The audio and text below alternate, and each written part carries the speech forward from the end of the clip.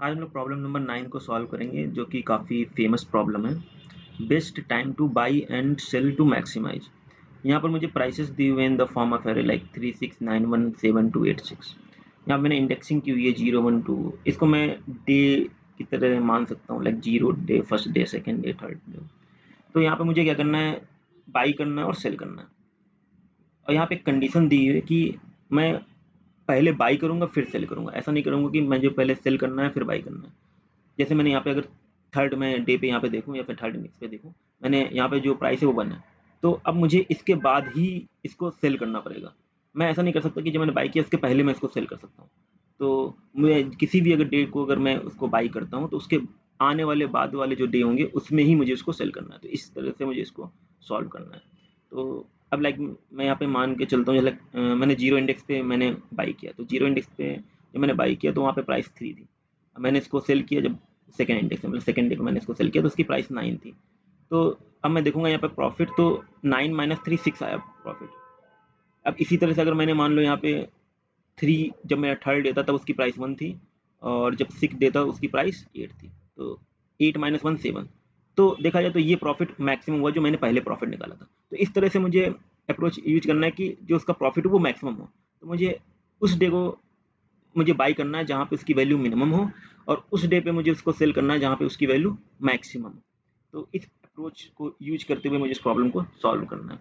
तो अब ये प्रॉब्लम को जब सॉल्व करेंगे तो सबसे पहला जो तरीका होता है कि हम क्या करते हैं कि हमें यहाँ पे चाहिए प्रॉफिट।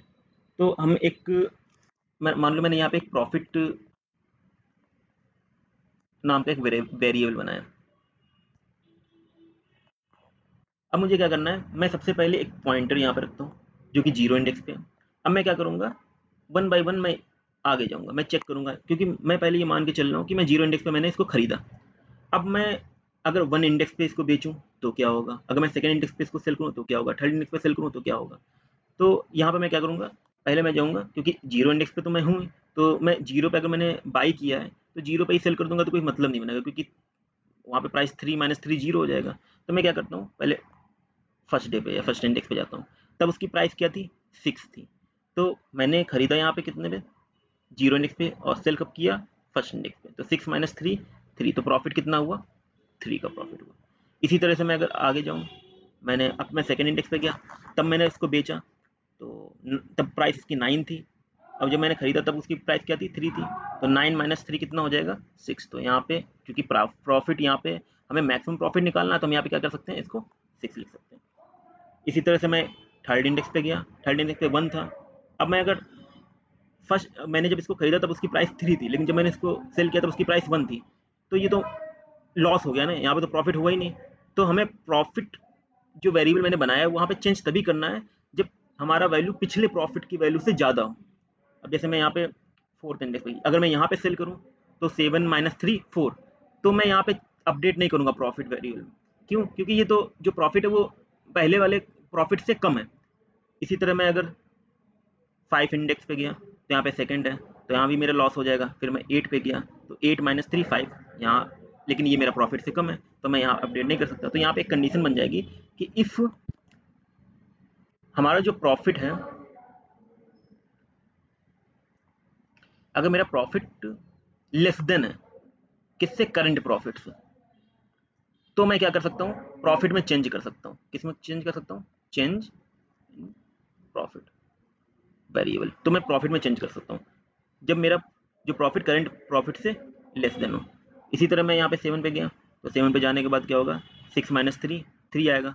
ये तो 3 हमारा 6 से कम है, तो यहाँ मैं अपडेट नहीं करूँगा।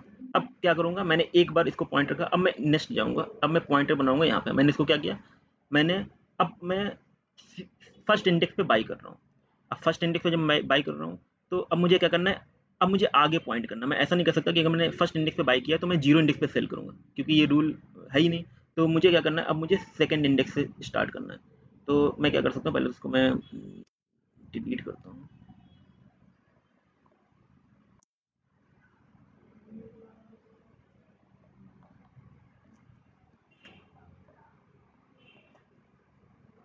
अब मैं सेकंड वो फर्स्ट इंडेक्स से स्टार्ट करता हूँ जहाँ मैंने बाई किया।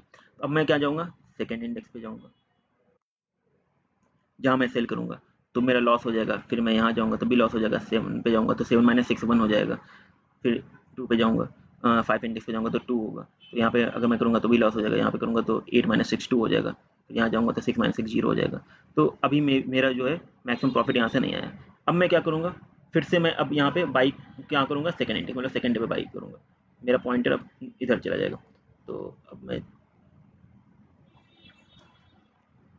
अब मैं कहाँ से स्टार्ट करूँ, क्योंकि मुझे आगे ही सेल करना है। तो मैं अब स्टार्ट करूँगा थर्ड से। तो थर्ड पे गया तो 9 पे मैंने जो 9 प्राइस पे मैंने बाई किया था, 1 पे सेल करूँगा तो लॉस हो जाएगा। तो ये तो ग्रेटर देन है ही नहीं प्रॉफिट से। तो फिर मैं 4 पे गया, फिर 5 पे गया, फिर 6 पे गया, मुझे नहीं मिलेगा। इसी तरह से फिर मैं थर्ड पे जाऊँगा।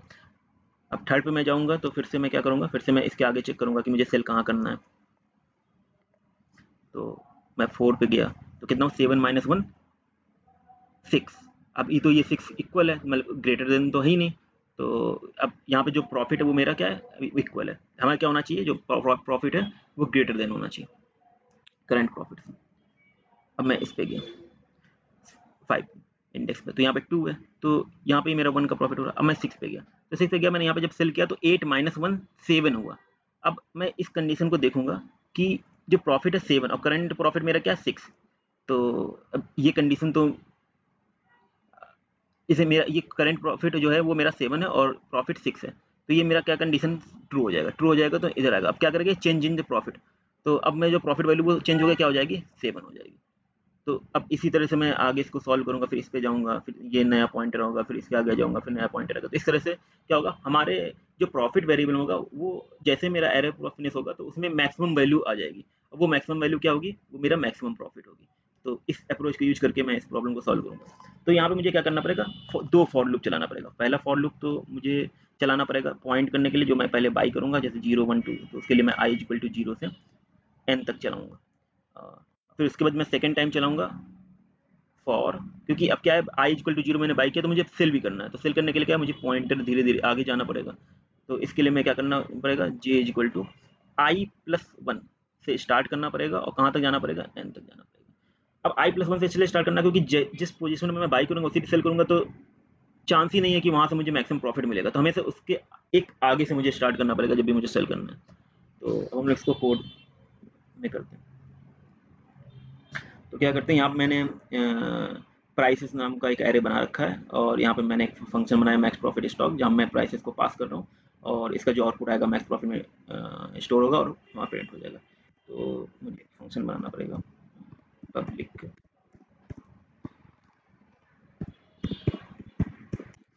स्टैटिक, जो फंक्शन का नाम है वो होगा मैक्स प्रॉफिट स्टॉक। यहाँ पे मैं मुझे डाटा टाइप डिफाइन करना पड़ेगा और मैं इसको ले रहा हूँ एर वेरिएबल में, एर पैरामीटर। तो यहाँ पे जो पैरामीटर वो पास होगा और यहाँ पे मैं इसको, तो मुझे यहाँ पे क्या करना है, मुझे यहाँ पे दो फॉर लूप चलाने पड़ेंगे। पहला फॉर लूप पॉइंट करने के लिए, मतलब बाई करने के लिए, आई इज इक्वल टू 0 से i less than a dot length i plus plus. अब ये फॉर लूप मैंने क्यों चलाया, क्योंकि ये फॉर लूप क्या करेगा, पहले यहाँ पे बाई करने के लिए पॉइंट करेगा, फिर क्या करेंगे, मैं एक एक करके आगे मुझे जाना है। तो मैं क्या करूंगा, दूसरा फॉर लूप चलाऊंगा सेल करने के लिए, फॉर इन जे इक्वल। अब मुझे हमेशा, जो कि एक रूल है कि जब मैं बाई कर रहा हूँ तो उसके आगे ही मुझे इसको सेल करना है। ऐसा नहीं कर सकता मैं अगर 5 डे पे अगर मैं बाई कर रहा हूँ तो मैं 4 डे पे सेल कर सकता हूँ। तो हमेशा मुझे इसके आगे सेल करना है। तो इसके लिए मैं क्या कर सकता हूँ, आई प्लस 1 से स्टार्ट करना है और आई मेरा कब तक होना चाहिए, एर डॉट लेंथ, सॉरी जे, ओके हो जाएगा जे प्लस प्लस। अब मैं यहाँ पे एक काम कर सकता हूँ, क्योंकि मैंने यहाँ पे देखा कि मैं जैसे 6 पोजीशन पे गया, मैं यहाँ पे अगर बाई कर रहा हूँ 6 पे, तो मेरे पास एक ही चांस बचता है कि मैं उसको 7th डे पे ही इसको सेल करूँगा। तो मुझे आई की वैल्यू एड लेंथ तक चलाने की ज़रूरत नहीं है, क्योंकि मैं अगर मैं यहाँ पे गया तो अब इसके बाद मेरे पास एक ही ऑप्शन बचा है जहाँ मैं सेल कर सकता हूँ। अब मैं यहाँ पे अगर मैं पॉइंट रखूँगा, यहाँ मैं बाई करूँगा, तो ये एक इनवैलिड कंडीशन होगा, क्योंकि फिर अगर मैं यहाँ बाई करूँगा तो मुझे सेल भी यहाँ करना पड़ेगा, तो वहाँ पे तो प्रॉफिट आने का कोई चांस ही नहीं है। तो मैं क्या कर सकता हूँ, जो मैंने यहाँ पे प्राइसेस दिए हुए हैं, तो यहाँ पे जो मैंने इसकी फॉर लूप की लेंथ दी गई है, तो उसको मैं क्या कर सकता हूँ, -1 कर सकता हूँ, क्योंकि मुझे फुल लेंथ तक नहीं चलाना है उसको, क्योंकि 7th इंडेक्स तक मुझे नहीं चलाना, मुझे सिर्फ 6th इंडेक्स तक चलाना है, क्योंकि 7th इंडेक्स में जब मैं जाऊँगा तो मेरे पास ऑप्शन ही एक बचेगा कि मैं उसी इंडेक्स पे ही सेल करूँ। तो वहाँ पे तो उस इंडेक्स से अगर मैं बाई करूँ, उसी इंडेक्स पे सेल करूँ, तो वो तो जीरो आ जाएगा, तो वो तो मैक्सिमम प्रॉफिट होगा ही नहीं। तो यहाँ पे मैं क्या कर दूँगा, ऐड डॉट लेंथ -1। अब मुझे क्या करना है, जो मेरा प्रॉफिट है, अभी सबसे पहले क्या करता हूँ, मैं प्रॉफिट को डिफाइन करता हूँ। सबसे पहले जो मैं प्रॉफिट है वो इज इक्वल टू क्या होगा, 0, क्योंकि अभी मुझे नहीं पता मेरा प्रॉफिट क्या है, तो मैं इसको क्या मान लेता हूँ, 0 मान लेता हूँ।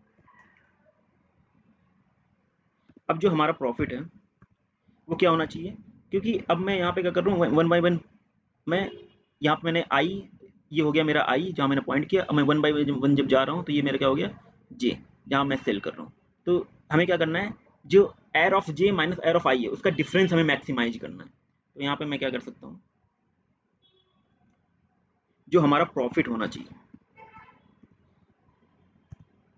अगर मेरा प्रॉफिट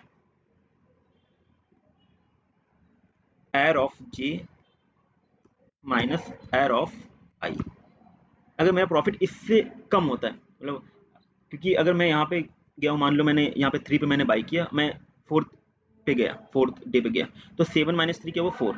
अब नेक्स्ट पे अगर मैं आगे जाऊँगा तो हो सकता है वो 5 और 6 हो। तो हमें तभी प्रॉफिट में अपडेट करना है जब प्रॉफिट की वैल्यू ज़्यादा हो, मतलब प्रॉफिट की वैल्यू करंट जो प्रॉफिट है उससे ज़्यादा हो। तो हमें क्या करना है, वहाँ पे अपडेट करना है, सॉरी, जो हमारा करंट प्रॉफिट है वो हमारा ज़्यादा होना चाहिए जो हमारा एक्चुअल प्रॉफिट है। तो ये मेरा क्या है, ये मेरा करंट प्रॉफिट है।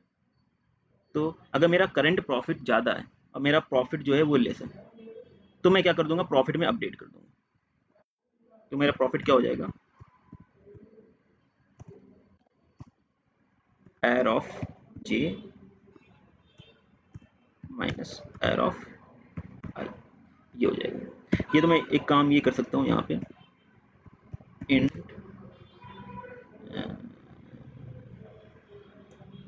प्राइस ऐसे करके मैं यहाँ पे इसको डिफाइन कर सकता हूँ, तो मुझे बार बार लिखने की जरूरत नहीं पड़ेगी।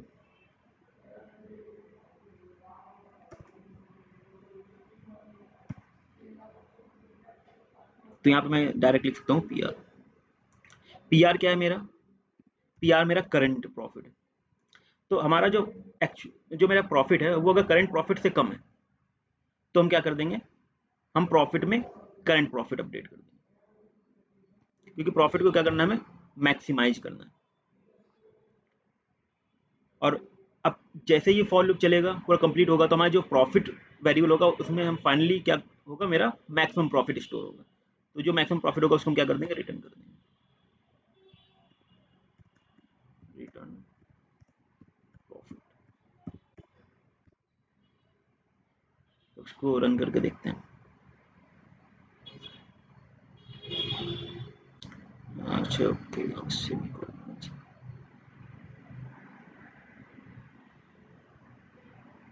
तो हमारा वैल्यू आ रहा है 7। 7 क्यों आ रहा है, क्योंकि पहले तो क्या हुआ होगा कि जब ये 3 पे बाई किया होगा और ये सेकंड डे पे इसने सेल किया होगा, तो 9 - 3 6 आया होगा। अब 6, अब सेकंड टाइम ऐसा हुआ होगा, कभी ये गया होगा 1 पे बाई कर रहा होगा और उसने सेल किया होगा 8 पे, तो 8 - 1 7 आया होगा। तो एक्चुअली जो मेरा करंट है वो 7 है, और जो मेरा पहले था प्रॉफिट वो मेरा 6 था, तो 6 लेस देन 7। तो ये कंडीशन ट्रू हो रहा है, तो प्रॉफिट में अपडेट कर दो करंट, तो करंट मेरा क्या था 7, तो प्रॉफिट में 7 हो गया। अब इसके आगे इसको कभी मैक्सिमम प्रॉफिट मिलेगा ही नहीं, तो ये हमेशा अपडेट रहेगा प्रॉफिट में, तो प्रॉफिट में हमेशा मैक्सिमम प्रॉफिट ही अपडेट होगा। तो इस तरह से मेरा जो आउटपुट आएगा वो क्या आ जाएगा, वो 7 आ जाएगा। और इसकी अगर हम टाइम कॉम्प्लेक्सिटी की बात करें, क्योंकि यहाँ पे हम 2 फॉर लूप यूज कर रहे हैं, तो इसकी जो टाइम कॉम्प्लेक्सिटी है वो हो जाएगी बी ऑफ एन स्क्वायर, जो कि एक बेटर तरीका नहीं है। तो इसको हम लोग आगे देखेंगे, इसको कैसे हम लोग ऑप्टिमाइज कर सकते हैं। Thank you.